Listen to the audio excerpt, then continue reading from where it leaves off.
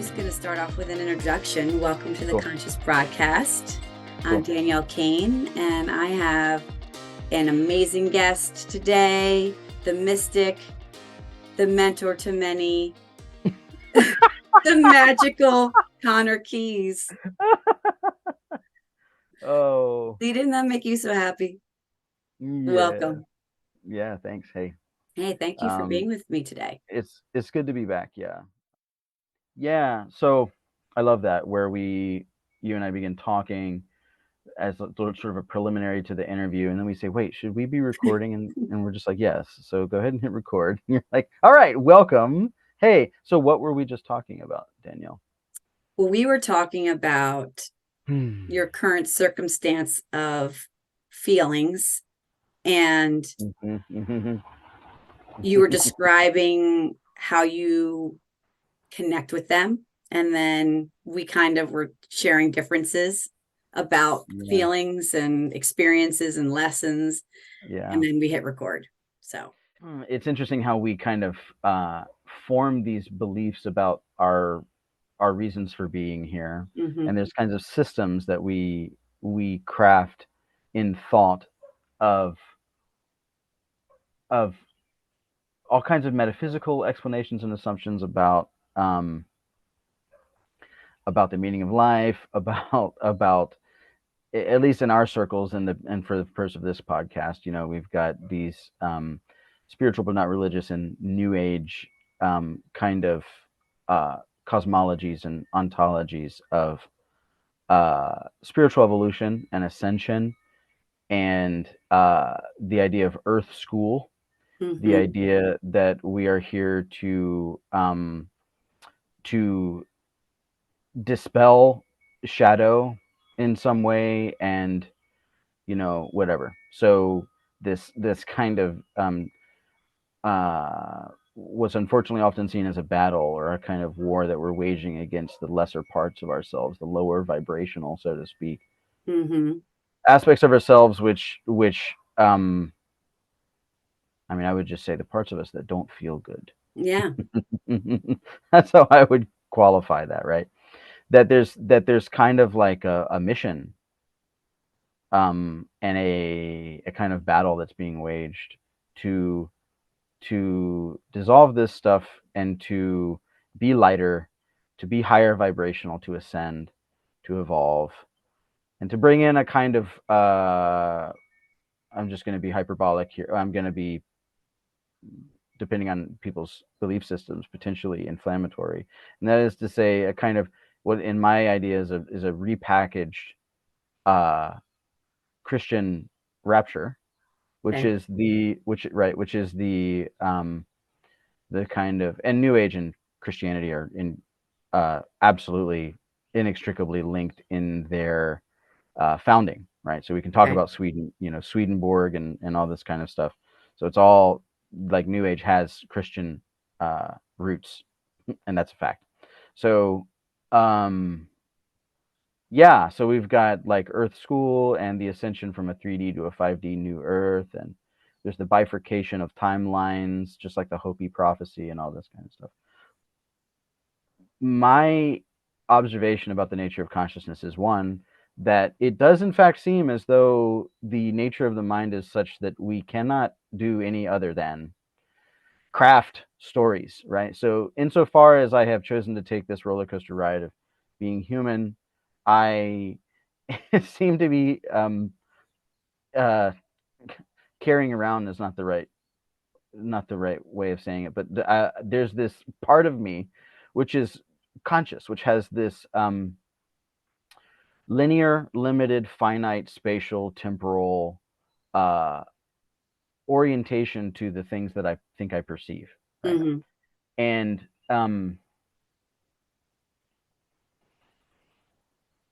a lot of good wisdom and good philosophy and all that would tell us that, yeah, there's something else going on here. And that's one of my big clarion calls is there's something else entirely going on here, right? And so we know that and we feel that, we get that. We Yeah. get that in our bones that there's something else going on, right? And people bend their mental landscapes all kinds of ways into all kinds of perceptions and ways of looking at the way that things might actually be, all kinds of holographic this and that, right? And that's great. Mhm. Fine, Mhm. fine, fine, fine. So here's the setup, right? Is that look, I've got this conscious mind, I, whoever the hell I am, whatever the hell I think I am, have got right. Language just doesn't do it. This conscious mind, right? Yeah. And this conscious mind bumps up against the experiences that it thinks that it's having, and it experiences this kind of friction with the perceived linearity of time, with the perceived spatialness of space, and the perceived physicalness of matter, and this kind of world in which we seem to be, for whatever reason, situated in. Now, this is part of the thing where people craft ideas about why we're here, like why are we here. It's kind of another question, but the point that I'm getting to is that uh, you're right, Danielle, that we can do no other than have stories about, like, there's got to be stories, because having an identity is part of being here, Yeah. and having a what we call an ego, for lack of a better term, is way misunderstood. Although I think the consciousness is kind of turning around with this. I think ego is just circumstance. Yeah. It's just a matter of fact. It's just right, just like having a having, again, funny, a conscious mind, whatever's going on here. We interact with the world in a way that we can't help but make up stories about what we think is going on here. Yeah. Yeah. So that was all to say that point. One of the things I'm passionate about is people having stories, like you said. You were just saying before we were hit record that people's stories, we find ways of relating to them that we make sense of, Yeah. right? That is, I would offer that that's inevitable, right? Because that's what the conscious mind does. Mhm. Is that it makes sense of things, right? So it believes that so one word you can tag on to: linear, spatial, temporal, logical, limited, all that, rational, right? Is those two: logical and rational. So part of linearity, part of the, like, serial nature of time that we experience, has to do with the limitation of what we think of as cause and effect. People Mhm. people are people are totally wed to this idea of cause and effect. Well, that's a limitation. It's a Yeah. limitation to think that I must pass, if it goes X, Y, Z, I must pass through Y in order to get to from X to Z, right? There's a Mhm. condition which must be met. There's criteria which the universe is placing upon you in order for this condition to be met. And so this is one of the limitations that people often run up against in personal development and all this kind of stuff, that they think that they've got to heal this part of themselves in order to be healed, in order to Mhm. be whole, right? Which is total bullshit. Yeah. I don't know if the healing ever stops, to be honest. From what I've done, I feel like it leads to something else that, comes up Sure, in my sure, life. So sure, I will sure. say, in the circumstance that we're talking about, Hmm. because I feel like I've probably connected mostly to spirituality. I wasn't raised religious, so Yeah, I never yeah. could intuitively buy into it. Like, someone would say one thing, like, you can only open up your heart to people that are converted. And I'm like, I'm out. Like, just those words to me are like, Mm, that's not my way, at weird. least. And so, right. So I just couldn't Yeah, connect weird. with that. And unfortunately, I've tried many times to open up to various religions. And it's just always something about preaching, or I don't know what it was, but it just Yeah. didn't suit well with me, what was Mm, spoken. And mm, it's mm, really hard, this language. Like you said, there's mm. so many things that I want to share often, but there really are no words for it. And my dream state, I've been recording a lot of them, trying to understand and what's coming Very cool. across. And I've gotten, because there's been a lot of interesting energies in the spiritual community and the hypnosis community right now.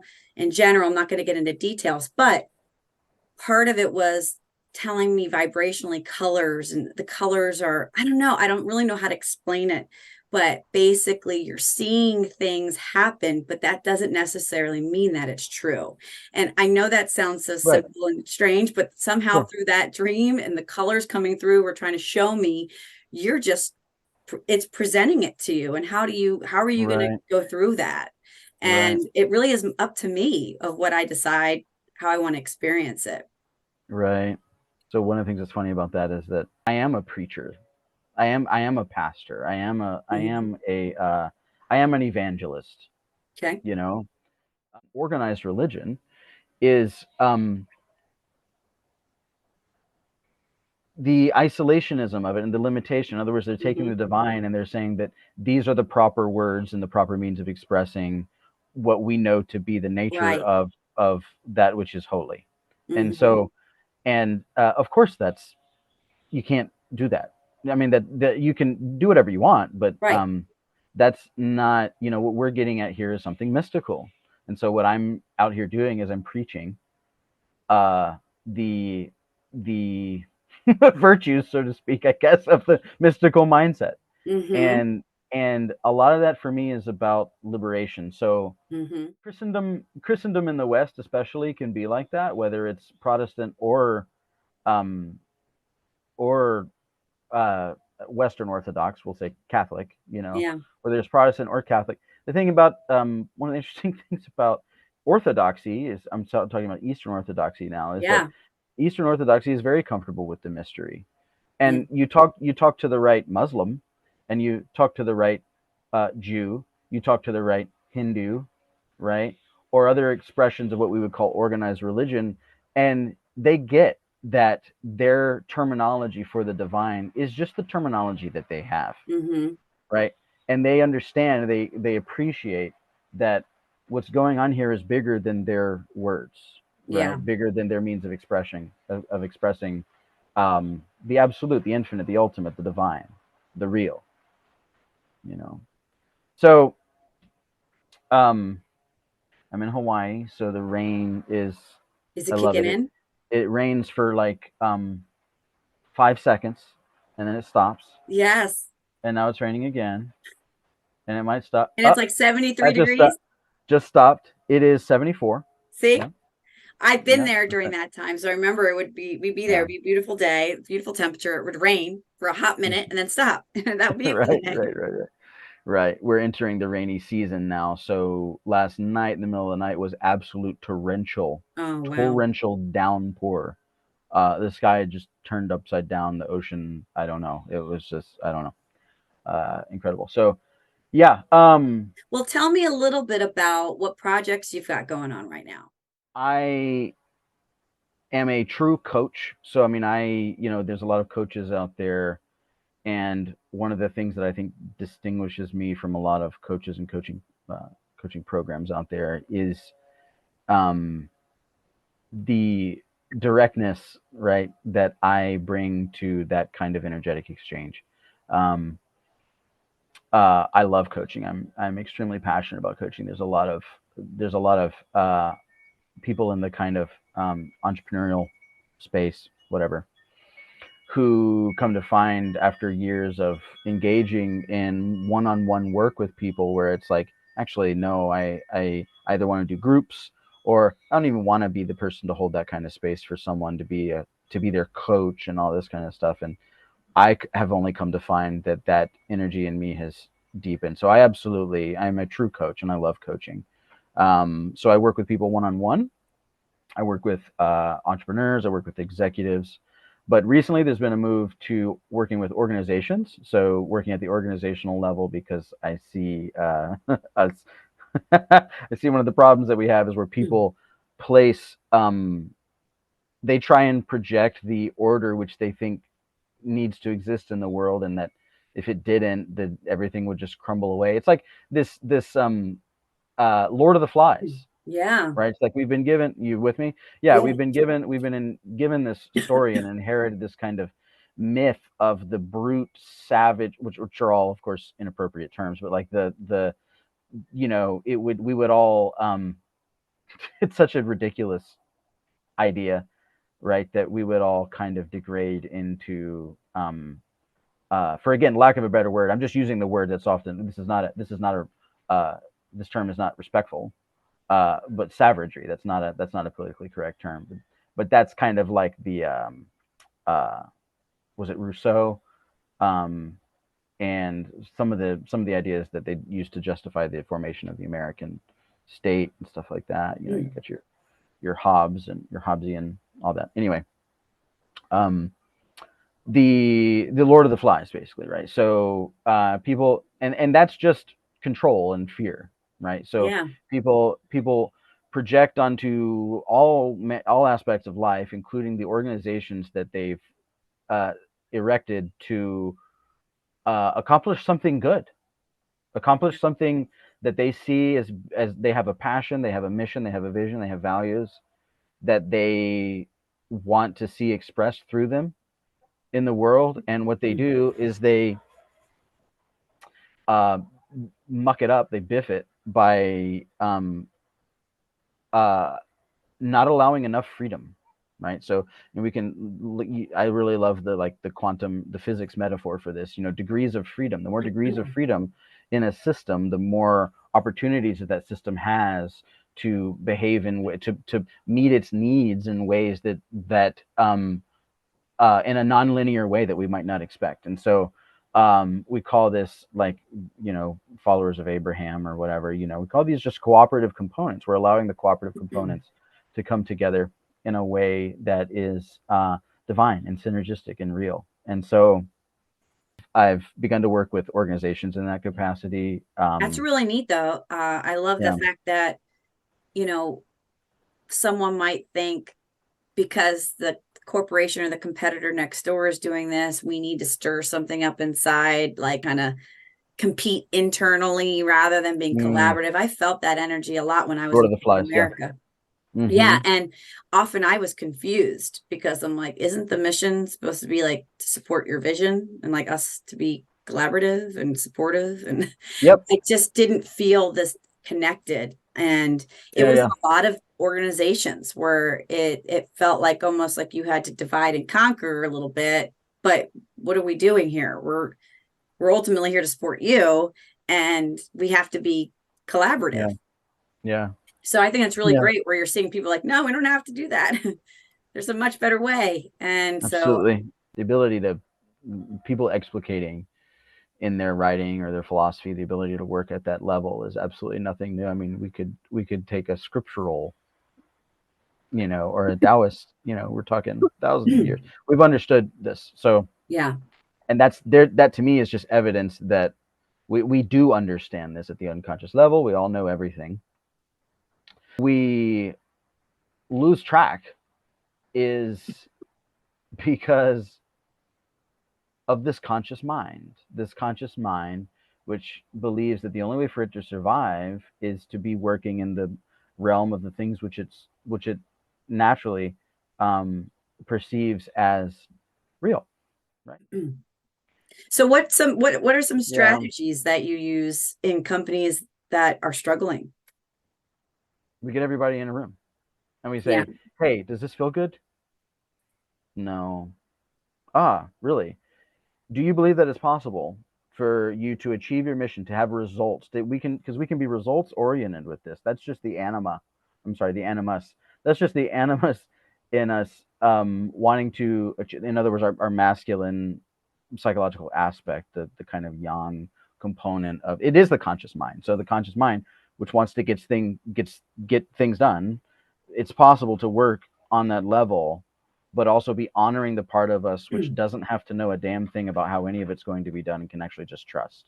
Right. So Right, right. that's How the right. how do Yeah. you get them away from like always being about the bottom line? They don't have to not be about the bottom line, actually.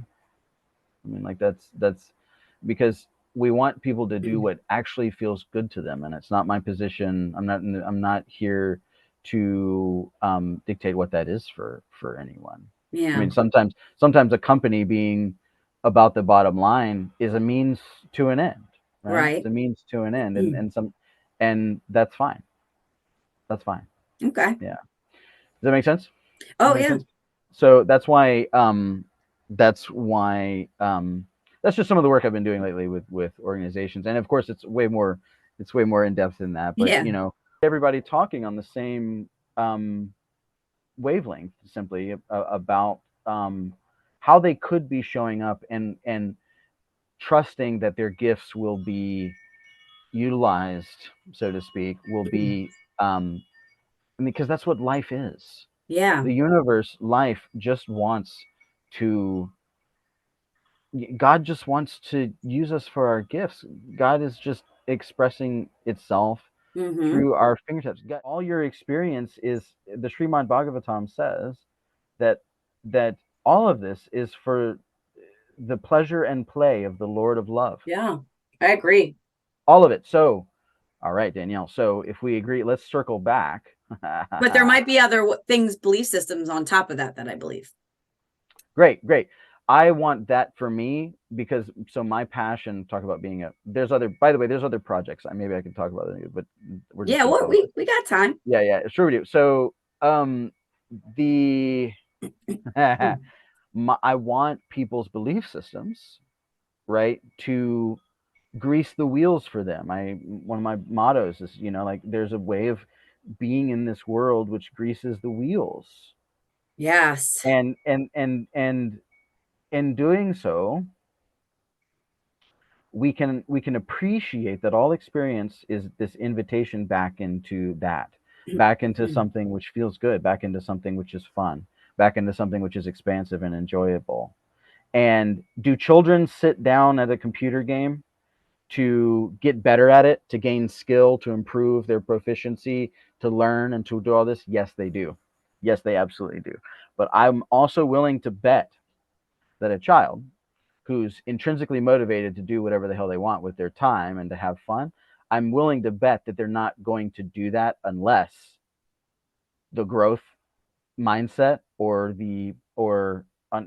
unless the act of sitting down to improve in your skills isn't also fun for them, right? Yeah, I So think what fun we comes often first. fun comes first, fun comes first, fun comes first, fun comes first, Yeah. fun comes first. That's it. So It's also, yeah, I don't know, you had me thinking of an of beliefs too, and fun to play around with, because there's like talk about working in the corporate world years ago. yeah. I had this belief system that I was going to climb the ladder, and like that, Sure. just keep working hard. Yeah. But Mm. vibrationally, I was not jiving with that type of world. And when I got laid off, I was like, oh, I don't have to participate in that, because it wasn't fun for me. It was like, I'm going to end that video game and go to another video game and play. Oh yeah. New And so sandbox, that new was playground. really, I love being able to like think of something that I thought was real, or be able to think about it in the past and be like, Yeah. oh, that was great for me. That was a big shift in consciousness for me, that I dabbled in that. I got to experience it. I got to feel the different feelings. And then I realized I could shift and move on to something else. Yeah. And I didn't even know Yeah. that was possible. I really thought, like, I had a lot of thoughts as a Mm. child, a lot of survival mentality. Like, Yeah. I didn't think I was ever going to live on my own. I thought my parents are going to have to take care of me. I mean, these are crazy thoughts that a young kid had. Sure.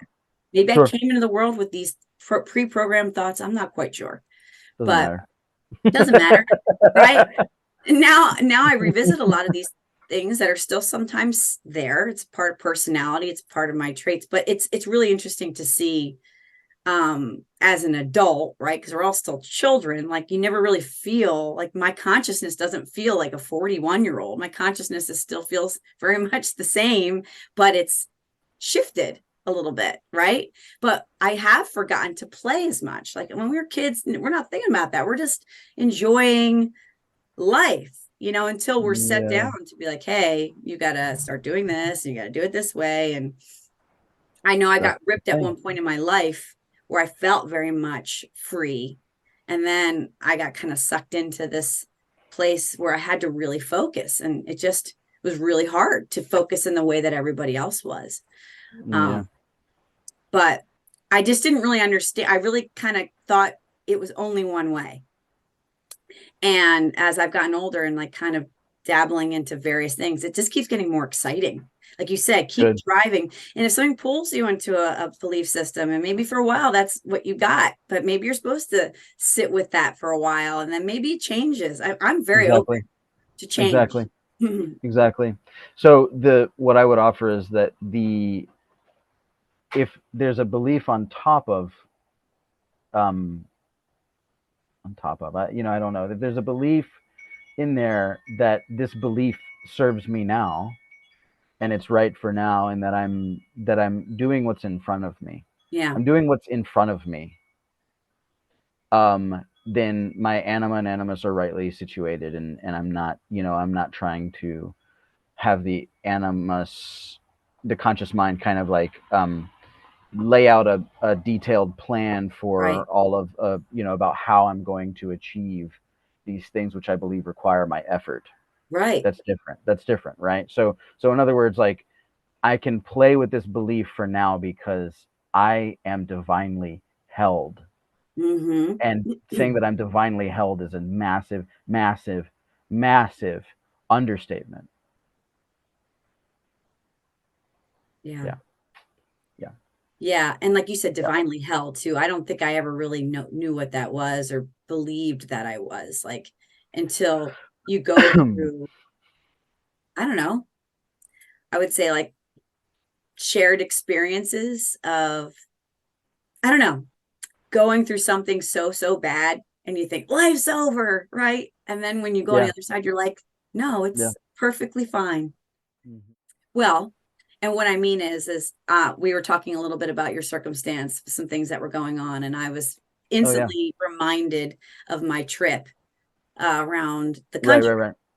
And we took the risk of taking our truck. I didn't think it was a risk, but our truck had been non-drivable for a couple months to almost a year, and then we got it fixed, and it was all tested, ready to go.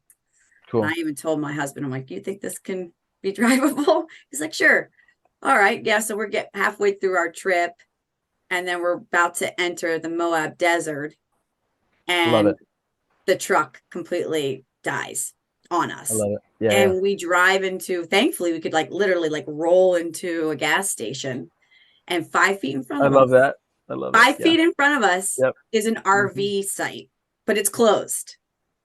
And we have two young kids. The truck's basically done, but we don't know ultimately what's going to happen.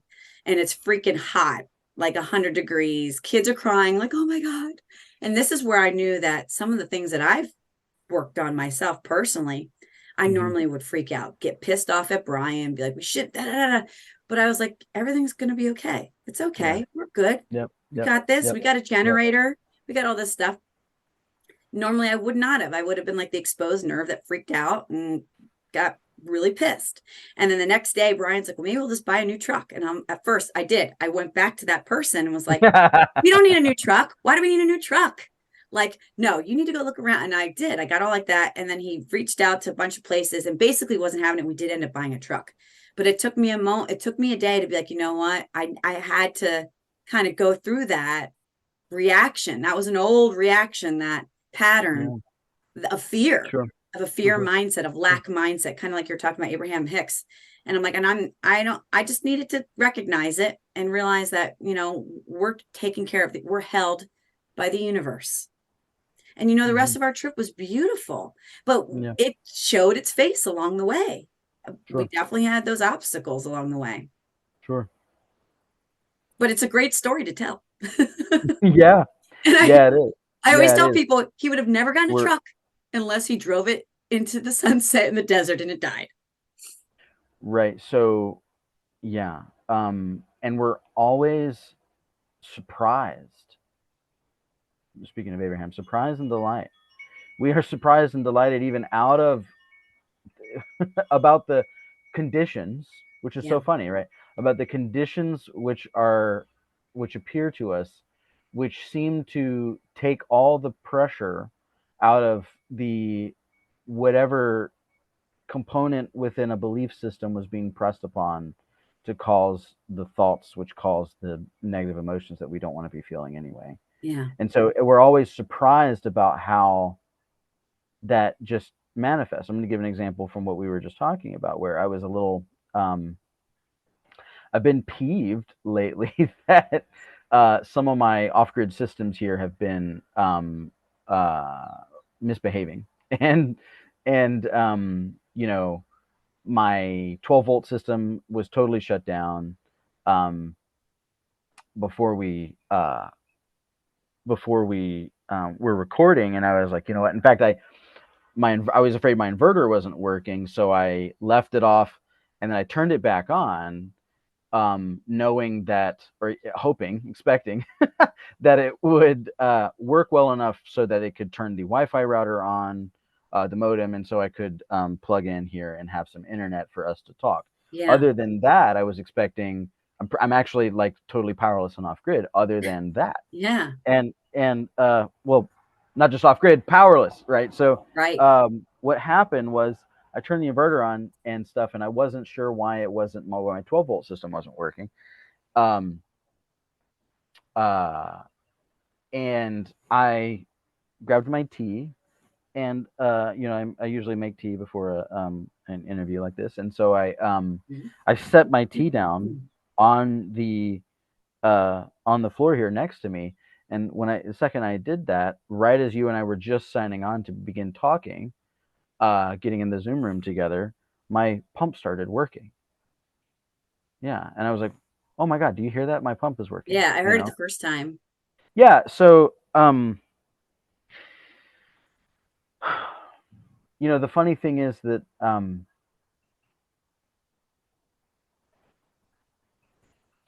you're the center of the universe, Danielle, Yeah. Yeah. and so am I. Mm-hmm. And again, just to reiterate this point, again, part of my, I could call it my clarion call. Something else entirely is going on here.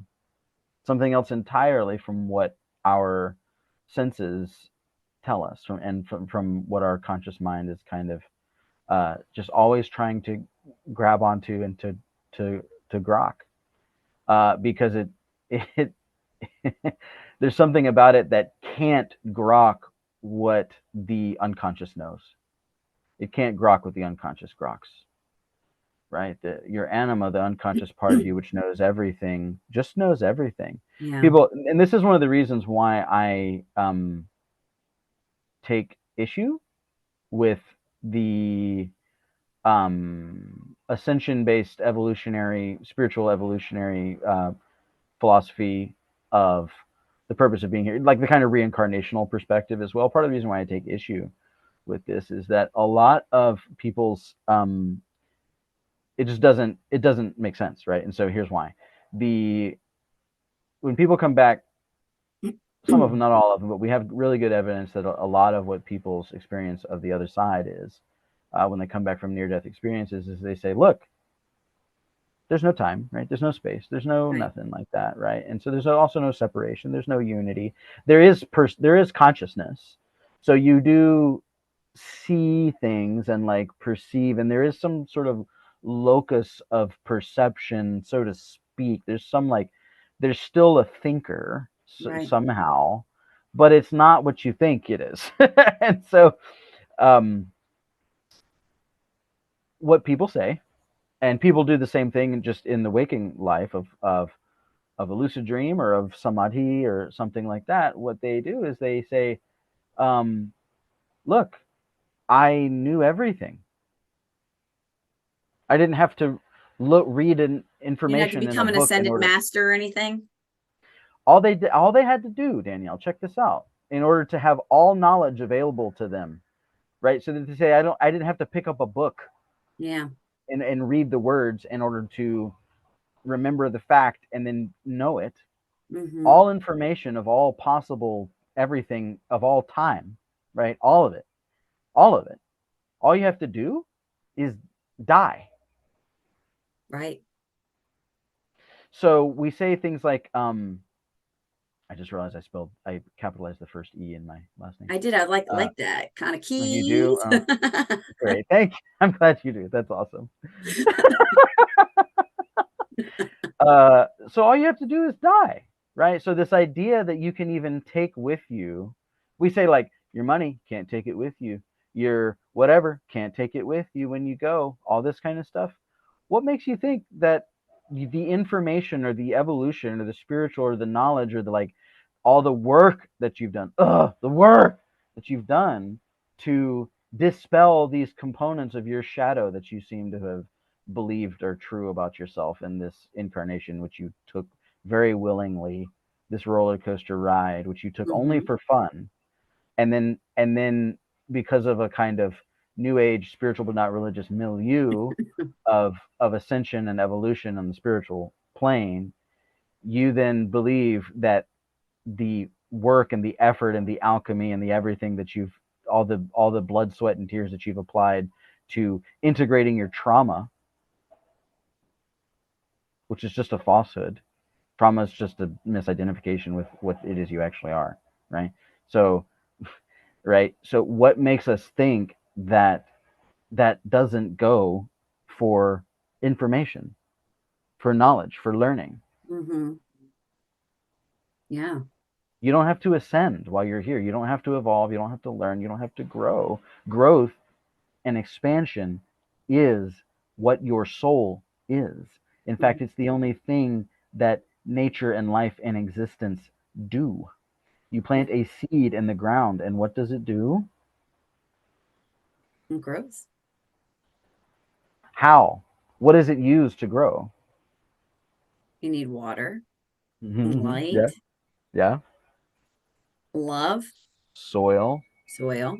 I mean, everything is love. Right. Well, I So, think you need those things often. I mean, you can't just right, have it right, once, you know. right, right. My point is that what the seed uses to grow are the very things which come to it the easiest, Right. most easily, the things which are most readily available, and in fact happen for the seed automatically: rain, sunlight, soil, air. Yeah. Yeah. And plants that don't get it are, desert plants. They survive like desert plants Yeah. using what's available to them. They don't have to work at it. Mm-hmm. I feel like it's sometimes so simple, some of the things that like it makes sense, but then there's some things that in my experience that just I can't explain. Like what? Yeah, like what? Like it's just like how perfectly perfect this human body is. Like everybody's just so perfect. You know, we all have two eyes, a nose, a mouth. You know, we're not all coming out deformed. Unfortunately, there are some circumstances, but for the majority of the people that go through this experience where there's inception, right? Or conception, inception Right. and conception. Because for me, it literally was Brian and I decided to have a thought of getting pregnant. We both committed and said we wanted to get pregnant. Yeah, So yeah, it came from a thought. yeah. And Great. then conception happened quickly. Yeah, And great. it's like, how fascinating, like an egg and a Manifestation. sperm just making this happen and this perfect human happening. Like that Life, to me is life. just fantastic and really hard to even explain. But just to appreciate, just like you said, the seed, we know you need these two things, right? But ultimately, how does it go so perfect? How is it that it's not growing or not going through its developmental Is stages just so? is God one? I would say God is in all things. So I Is don't know. God one? I would Is say God so, yes. is God one? Yeah. Okay. So this is one of my favorite little theological uh tricks, right? Is if God is one, Mm-hmm. which all religions in the world say. Um, even there's evidence even that our polytheistic tendencies, um, whether it's in that there's still a kind of appreciation for there being some ineffable oneness Mm-hmm.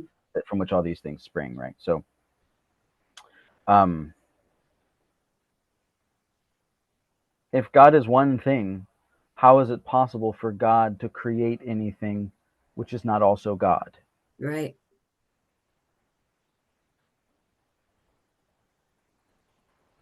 Right. And when you talk about these near-death experiences, why that person had a near-death experience and not somebody else, and why don't we all have them? And how come we can't all just tap into, maybe we can tap into them every night and we just don't remember all of them? And how come some people remember dreams and don't remember dreams, right? It's like we can keep going on and on and on about stuff we don't have.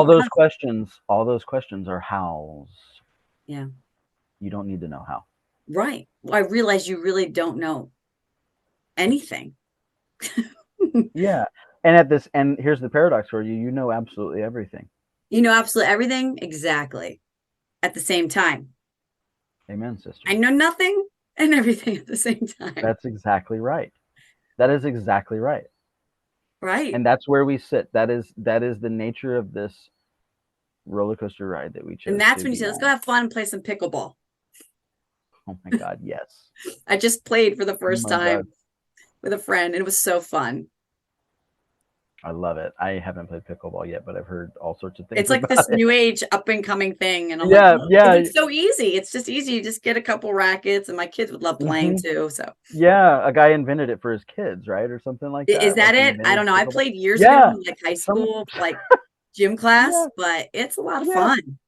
I think some guy invented pickleball as a game that he started to play with his kids. And then pickleball is also a brand. I think that same family has made a killing. I'm You know, sure. it's Like and it's seriously, there's good for them. courts being put up everywhere now for people to play. And Yeah, yeah. I And love I it. love playing. I played tennis growing up with my family, and but there's something about the ease of this game. It's kind of like in between a ping pong and tennis, so I like it. It's like it's nice. I don't know. It Yeah, just has a little bit more a family vibe, yet you could still be very competitive. yeah, yeah. Yeah. Cool. Fun. So let's talk a little bit about some things that you and I worked on, so people can check it out. And some of other things that you might be working on. But you worked on the Summit of Light, which I was a part of. I Yeah. was a Mhm. participant. So I want people Mhm. to know they still can have access to that. And I Yes, was a absolutely. interviewer Summitoflight.com. on some panels, and you can talk a little bit about that. You were instrumental in that whole project. Thanks. And Laura and I are we're bouncing around how to go about this again for 2024, and it may evolve. Um, because that is the nature of things naturally without our effort, right? So they expand and um, there's just more clarity. And so yeah, we're thinking about what Summer of Light 2024 is going to look like and what our kind of intentions are with it, and thinking about having a more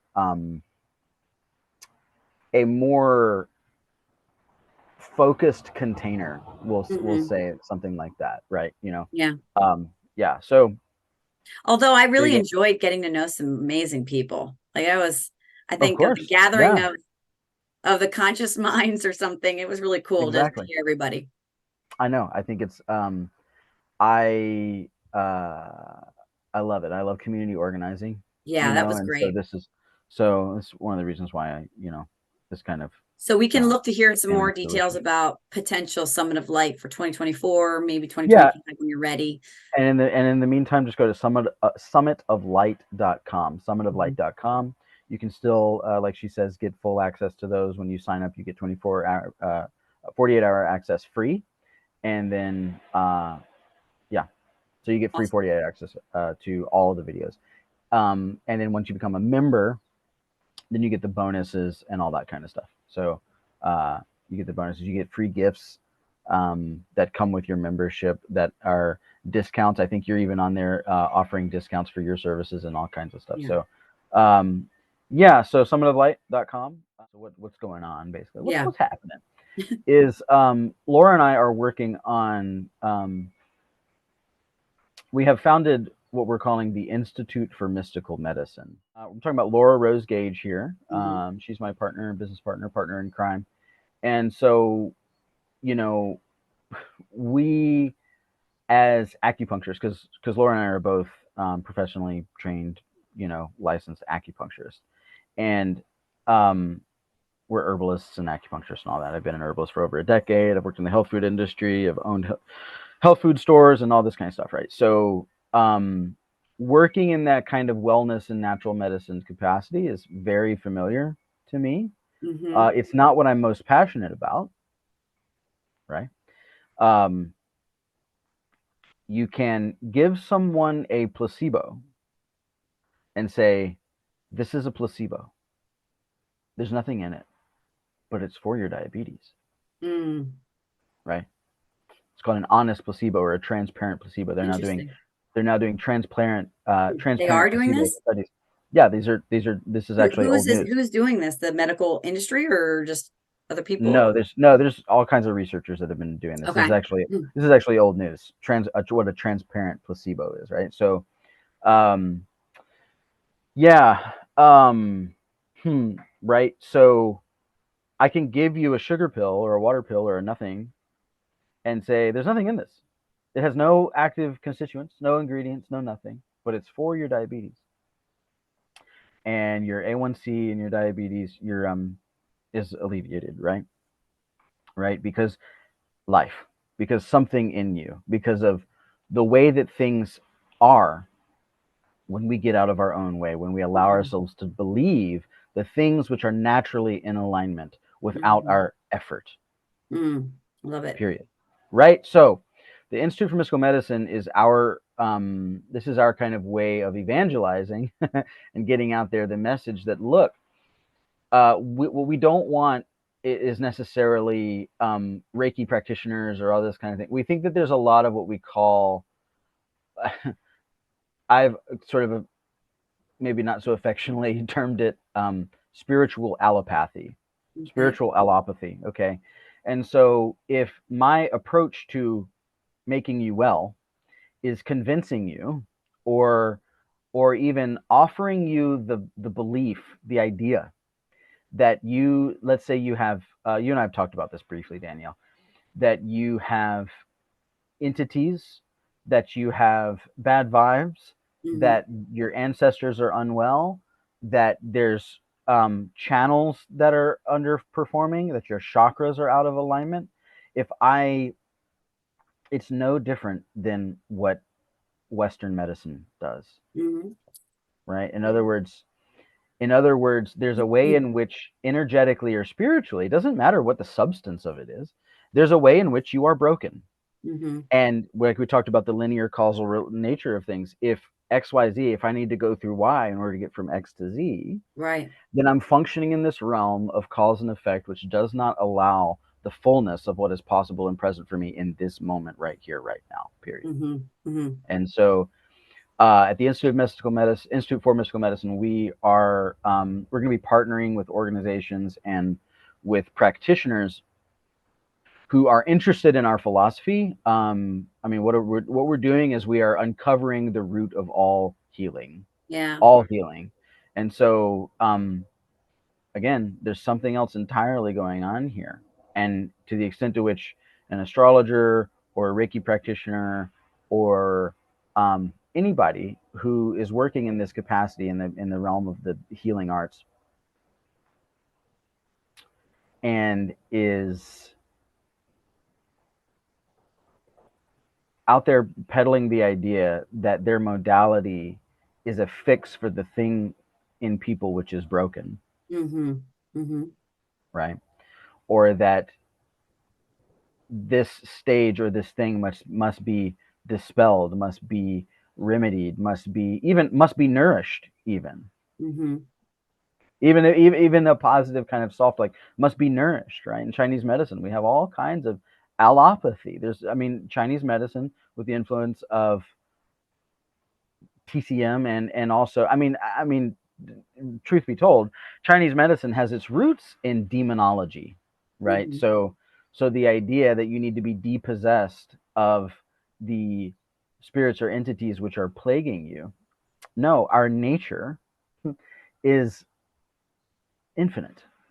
Yeah. And so there's a way of being in this world which greases the wheels. There's a way of being in this world. There's a way of healing which happens automatically, without effort, without any condition needing to be met in order to move from here to here, right? It's Right. possible for all of the hexes and It's curses and possible, right? But we're bombarded with something.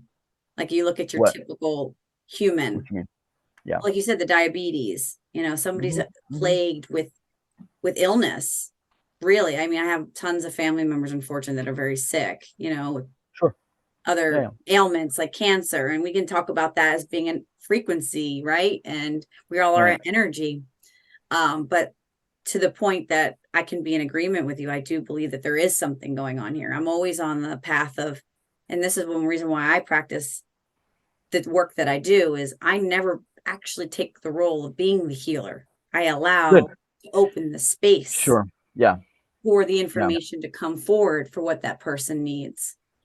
I love that, Danielle. And I think that in other words, we are our hollow tubes, right? Mm-hmm. Yeah. For the ineffable.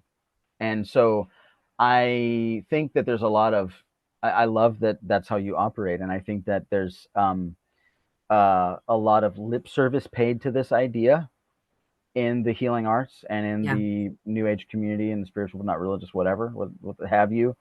Um, but I think that it's our conscious minds Mm-hmm. which have the habit of pulling us back into the idea of separation. So Yeah. we inject separation into our healing modalities. Yeah. The healing modality that we are proposing with the Institute for Mystical Medicine is that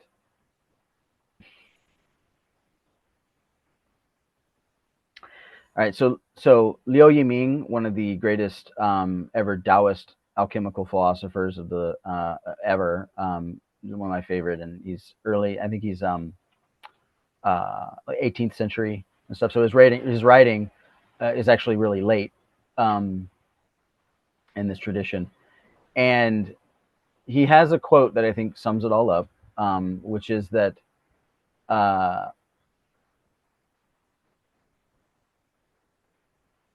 the golden elixir. So in other words, the philosopher's stone, right? The cure for all ailments, the single one cure for everything and anything, full stop, is simply another name for one's fundamental nature. Mm. The next line is, it is neither more, I mean, I love that, right? So the next Mm-hmm. line is, it is neither more accomplished in a sage nor less in an ordinary person. Right. Yeah. Well, Healing happens automatically, right? As Laura would say, I mean, Laura's got this from the Tao Te Ching, but um, nature does not hurry, yet everything is accomplished. yeah. And Yeah. my mom and I have followed, I'm just going to say Deepak Chopra, for example. A couple of Mm-hmm. times we've seen him speak, and he had this one book. I have it somewhere upstairs, and he had like, where are you in your belief system? Are you very much for the medical? And it was interesting because I could see parts of my family that even though they were interested in this material that we were being presented, right, to Yeah, think yeah, more yeah. of consciousness and Cool. everything, Yeah, yeah, yeah.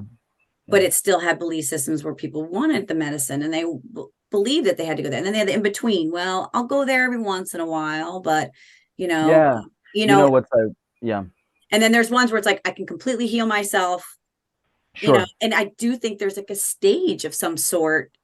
Well, but here's right. I don't want to say So stage because that's not the proper word, but I right. shifted from belief systems of my family into a different category through my life experiences.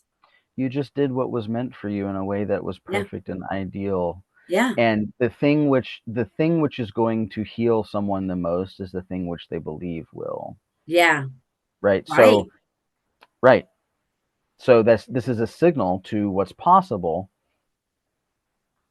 I mean, we're just really passionate about what I we think call it's the mystery. exciting what you're doing because I would love Yeah, for most people to realize we have everything that we have inside to be perfectly uh, perfect and absolutely, healthy and not diseased absolutely. and whatever. Yeah. See, we're not like our mission is not to create Create heaven that. on earth. It's not to. It's I was not just talking to to. someone yesterday. I want to create heaven on earth. No, no, no. And I love that. And one of Yeah. my absolute favorite. I'm thinking of Carrie Taylor. Her whole thing is heaven on Yeah. earth, Heaven on and earth. she's one of my favorite people. And she actually gets entirely what we're talking about. I mean, Yeah. she's. I'm just saying this. Just bear with me here, right? Our objective, our mission is not to, and it doesn't matter, but our mission Yeah. is not to uh, change anything about the way that things are. We're not trying to bring about a revolution necessarily per se. Um, we just want people to trust life, Mm-hmm. and that's it. Now, so Yeah. that's the work that Laura Rose Gage does with women. She's recently just launched her book club. Go to laurarosegage.com, laurarosegage.com, and check that out. But in the work that I do in coaching and speaking and stuff like that, that's all I want either. Yeah. The function of the Institute for Mystical Medicine is to focus that mystical drive that we have towards the uh, healing practitioner community, right? Mm-hmm. Because the last thing that we need is, well, so how, like, there's naturopaths and acupuncturists and Yeah. medical doctors and osteopaths, Yeah. right? And so there's all these different licensed field and ways of approaching this kind of thing. And so you look into the roots of, say, chiropractic, Right. and BJ Palmer is one of the greatest American vitalists in his vitalistic philosophy that ever lived, right? I mean, his whole thing is, one of my favorite BJ Palmer quotes is, "Have you more faith in a spoonful of medicine than in the power that animates the living world?" Mm-hmm. There was a move in naturopathy, and it's just happened a little bit in osteopathy and stuff like that, where we've got naturopaths out there, some of which, many of which, maybe they're even certified to use acupuncture needles. Take it or leave it. This is a anyway, whole other story. But or let's say they use flower essences or homeopathics Mm-hmm. or something like this, and they're working with the vital force in the body, right, or what have you. Um, there's a critique that's sometimes made of some practitioners' approaches to naturopathy, that what a lot of the field of naturopathy has become, not all of it, but some of it, is essentially because we've got injections and clean you out, get you the enema, which, and the Right. coffee enema is, of course, classic. That is a roots, Right. naturopathic technique. But my point is that there was a move that's been made in recent decades where naturopathy, one critique, and I'm not making this critique, I'm just saying that this is some people's critique, is that you can have an ND who's essentially what we call a green MD. In other words, what they're still doing is that they're practicing uh, allopathy. They're practicing allopathy on the body in a way that situates, still the body is still a machine. The body is still mechanically broken, Mm-hmm. Mm-hmm. chemically malfunctioning, Right. Right. Right. right, and all these kinds of things. Right, rather, if you move towards a naturopath who's using homeopathics and flower essences or frequency medicine or Right. something like that, then there's, but what's funny about that? What's funny about that is, even with something, say, like frequency medicine, you can believe you Right. can believe that what you're doing with frequency medicine is dispelling essentially bad frequencies. You can Right. believe that part of what you're doing with frequency medicine is fixing something which is broken, rather than tapping into the infinite, rather than allowing Right. what naturally wants to flow, rather than, you see what I'm saying, Right. Yeah. right? And there's a Totally. there's a there's a difference, right? So there's Reiki practitioners out there, or Do you think shamans or that? astrologers or whatever, who are, they're so, just as some naturopaths can be green MDs, you can have we don't have a they're like transparent MDs. They're like etheric MDs. It's like, in Mhm. other words, we're still fixing you because something in you is broken. And Right. the methodology and the modality that we've got is the means by which to achieve this end, which, Right. in which you reach this state and you will be better because I say so. So so it's, Yeah. kind of like you said, putting the root to like how to connect to that expansiveness, right? To, Mhm. like you were saying, rather than feeling that we're broken, to realizing that you're everything that there is. And I, for something happened to me in order to see things that way. And it was an Mhm. experience. It was Yeah. hypnosis. It was thing sure, that I can tell you completely, that if we're going to call it a name, sure. I would say it was a spiritual awakening, because I finally, it's like someone sh- showed me just a different film. Like I Sure, got out of that film and put into this film. I'm like, oh, sure. this is the one. This is it. The methodology that I use in coaching when I'm working with someone one-on-one, I am trained in NLP. So if I wanted to like qualify the modality from a credentialed perspective, I could talk about my background and I could say Right, that right. yes, we're doing things like there's a it's called sleight of mouth, it's called quantum linguistics, it's called a kind of conversational hypnotic induction. So we do that, and but the reality is the reason why I call the modality that I use the one conversation is because I think that the one conversation is the only conversation that ever needs to be had. Mm-hmm. There's again a line in the Srimad Bhagavatam where it says, "Nothing is more purifying or cleansing than conversing about the nature of God." Mm-hmm. Nothing is more purifying and cleansing than conversing about the nature of God. Now, ironically, purification and cleansing is this kind of allopathic. It's like Yeah. things need to be purified or cleansed. That's not actually what we're going for. Fine, submit. Substitute any word that actually feels easy and free and liberating and effortless. If you believe that your purification or your cleansing requires some kind of effort, requires some kind of energy or some kind of work, some kind of condition which needs to be met in order for you to be cleansed or purified or cleared, then it's not what we're talking about. We're talking Right. about something that is right here, right now, full stop, Mm-hmm. full stop. So, to the extent to which, just pointing back to that quote, like from the Srimad Bhagavatam, there's nothing more purifying and cleansing than conversing about the nature of God. This is the idea, I think, behind the one conversation that I use. I mean, this is just it's what I call my coaching methodology. Depending on the person's, and here, this is a paradox, right? And I'm fine, I love paradox, right? So depending on the person's level of openness as they experience it, you know, or their level of something within them, the extent to which they are whatever. I don't care and it doesn't matter. But generally speaking, about 30 to 45 minutes, sometimes much less, sometimes much longer. But generally, on average, about 30 to 45 minutes into a conversation with one of my clients, we can do what I call circling the drain. We can touch down. These Mm. are all terms that I use for when truth walks into the room, when the Tao, when the language that we're using to describe what's actually going on here, we're kind of orbiting the ineffable in a way that we can look at each other, screen or not. We can just most of the work I do is remote, but like it's like, hey, yeah, I get it. Mm-hmm. I can't. I Yeah. grok to use the Heinleinian term.